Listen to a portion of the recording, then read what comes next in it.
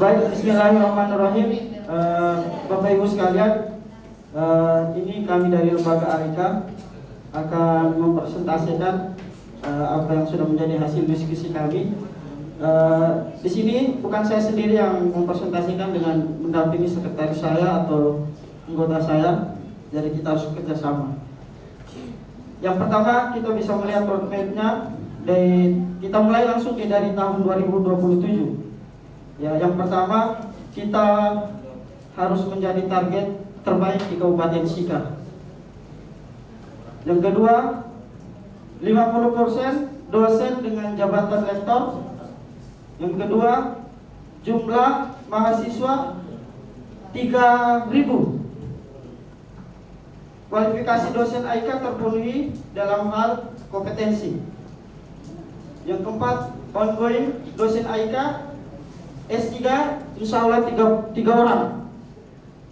Yang kelima, kerjasama lembaga AIKA di seluruh PTN dan sudah terbentuk. Di tahun 2032, akreditasi perguruan tinggi unggul, kampus percontohan multikultural di Nusa Tenggara Timur.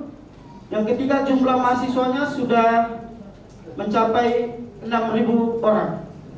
Yang keempat, membuka pasca sarjana S2 pendidikan agama Islam, pendidikan Islam. Di tahun 2037 kita melihat kampus percontohan multikultural di Indonesia. Ya, tadi di 2032 kita menjadi kampus multikultural di NTT. Kalau di 2037 insya Allah kita akan menjadi kampus percontohan multikultural di Indonesia. Jadi semua orang mau belajar perbedaan agama dan lain sebagainya akan datang di IKIP Muhammadiyah Maumere. Bahwa kita memfasilitasi siapapun mau belajar tentang perbedaan keindonesiaan, apalagi keagamaan yang ada di Indonesia itu harus datang belajar di IKIP Muhammadiyah Maumere. Sudah menjadi universitas, insya Allah. Yang kedua, jumlah mahasiswa sudah mencapai 10.000, ya 10.000 orang. Yang ketiga, kampus wisata religi wilayah Indonesia, ya di Indonesia. Jadi target kita tidak hanya menjadi kampus multikultural yang percontohan, tetapi juga menjadi kampus wisata religi. Jadi orang datang tidak hanya belajar, tapi mereka melihat ya peradaban agama yang ada di dunia. Kita memfasilitasi itu. Jadi mereka datang dan mereka menyaksikan bahwa inilah perbedaan agama yang ada di dunia dengan segala sejarah-sejarahnya. Ya, semacam kita adakan ya laboratorium agama seperti ini. Ya, jadi orang datang sambil berwisata. Ya, itu menjadi target kita ke depan. Dan di tahun 2042 menjadi kampus percontohan multikultural di ASEAN. Ya. Yang ketiga, jumlah mahasiswanya sudah mencapai 15.000, dan terakhir dosen terlibat aktif dalam agenda perdamaian dunia. Jadi kita ya selaku dosen yang ada di kampus Universitas Muhammadiyah Maumere ke depan ya tidak hanya go nasional saja, tapi kita terlibat dalam perdamaian dunia. Kita sebagai ikon atau contoh ya sebagai individu atau orang-orang yang kemudian mampu menjadi agen atau menjadi ya seperti itu. Selanjutnya yang akan diteruskan oleh saudara saya, Bang Rusli.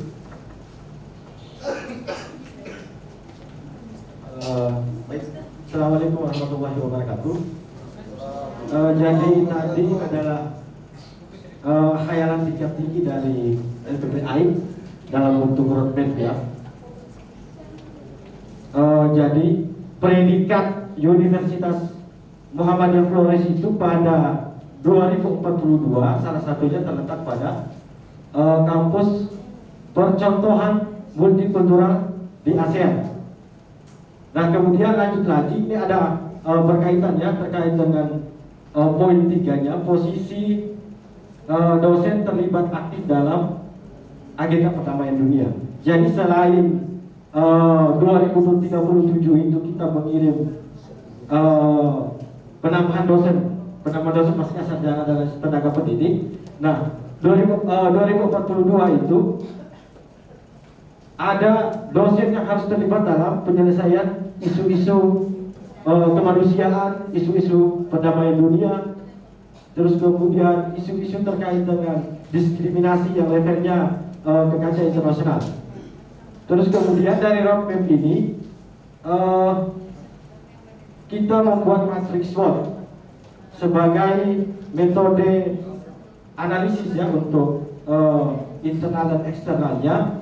Yang pertama, kekuatan di sini perguruan tinggi multikultural untuk matriks SWOT-nya. Kekuatan internal di sini adalah perguruan tinggi multikultural. Terus kemudian yang kedua, satu-satunya perguruan tinggi Muhammadiyah lintas Flores. Itu baru Universitas Muhammadiyah Flores. Terus kemudian yang ketiga, biaya pendidikan terjangkau. Artinya kalau misalkan berkaca pada pengalaman Kipu sekarang, salah satu kemudahan untuk menarik adik-adik mahasiswa masuk itu terkait dengan biaya pendidikan terjangkau. Artinya biaya pendidikan itu bisa dikonversikan ke hasil bumi. Terus kemudian kelemahan internal ya, ini sifatnya internal terkait dengan minimnya paham multikultural. Artinya dari semua deretan sivitas akademika secara pemikirannya kita masih belum, artinya persamaan persepsinya itu masih belum terkait dengan konsep multikultural. Terus kemudian yang kedua, belum terbentuk networking antar perguruan tinggi Muhammadiyah. Jadi jangkauan relasi sesama perguruan tinggi Muhammadiyah itu masih belum, artinya belum ramping, menjadi kelemahan internal. Terus kemudian yang ketiga, terkait dengan mindset masyarakat mengenai pentingnya pendidikan.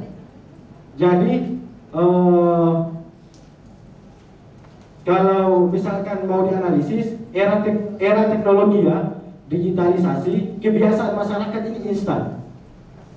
Jadi apa-apa yang mau diinginkan itu tidak menuntut harus melalui pendidikan dulu baru mendapatkan keinginan. Artinya sesuatu yang dibutuhkan itu sudah tersedia. Terus kemudian peluang ini bersifat eksternal. Peluang dan ancaman bersifat eksternal. Di sini yang pertama, kesadaran masyarakat akan toleransi sangat tinggi. Jadi kalau dilihat dari sosialisasi Pancasila ya, Pilar Dasar Pancasila itu, NTT itu dinobatkan sebagai salah satu provinsi yang patut dijadikan contoh toleransi. Terus kemudian yang kedua, satu-satunya PTM di Flores, perguruan tinggi Muhammadiyah. Jadi peluang eksternal juga. Terus yang ketiga, sumber daya alamnya melimpah. Untuk peluangnya. Terus kemudian ancaman, maraknya isu intoleran dalam Islam. Artinya terkait dengan isu-isu mengenai tendensi agama-agama tertentu. Terus kemudian yang mengakibatkan kita ada gap ya secara sosial kemanusiaan. Terus kemudian konflik internal, dalam artian kalau konflik internal ini lebih pada keegoisan ya, masing-masing orang-orang dari masing-masing orang-orang tertentu. Terus kemudian yang ketiga itu defisit anggaran. Jadi semakin sedikitnya mahasiswa yang bergabung di Ikip Muhammadiyah Membere itu juga mengakibatkan pada bengkaknya pengeluaran untuk tenaga kerja dan dosen.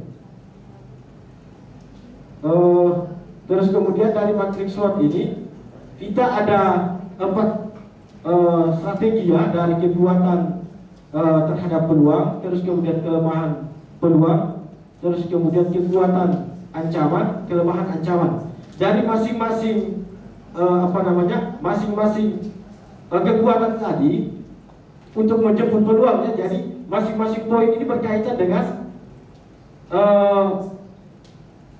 matriks SWOT tadi. Jadi terkait dengan strategi bagaimana kita memanfaatkan kekuatan untuk menjemput peluang.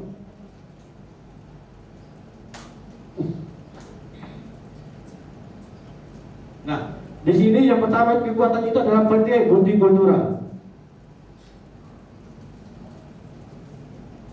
Nah, PT multikultural ini kita menggunakan strategi kekuatan menjemput peluang itu dengan pengabdian masyarakat, pengabdian dan penelitian, pengabdian masyarakat dan penelitian terkait dengan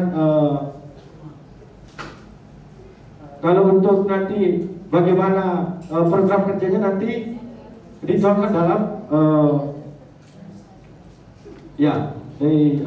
di aplikasinya. Terus kemudian yang kedua, memperkuat jaringan antar perguruan tinggi Muhammadiyah. Jadi ini salah satu perguruan tinggi Muhammadiyah kekuatan, satu-satunya perguruan tinggi Muhammadiyah di Flores. Terus kemudian yang ketiga, meningkatkan sosialisasi dan promosi. Jadi biaya pendidikan terjangkau menggunakan hasil bumi. Namun masyarakat secara luas itu belum mengetahui terkait dengan sistem pembayarannya kah, atau misalkan keberadaan Universitas Muhammadiyah Flores-nya kah, dan lain sebagainya. Terus yang kedua terkait dengan kekuatan, bagaimana memanfaatkan kekuatan untuk meminimalisir ancaman untuk strategi SD-nya.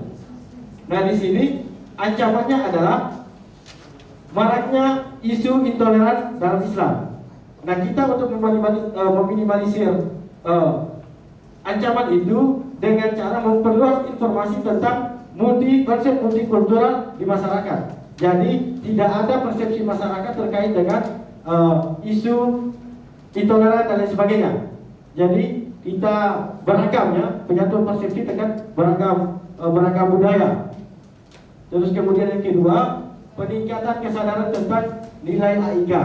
Jadi dalam artian al-Islam dan Muhammadiyah ini nanti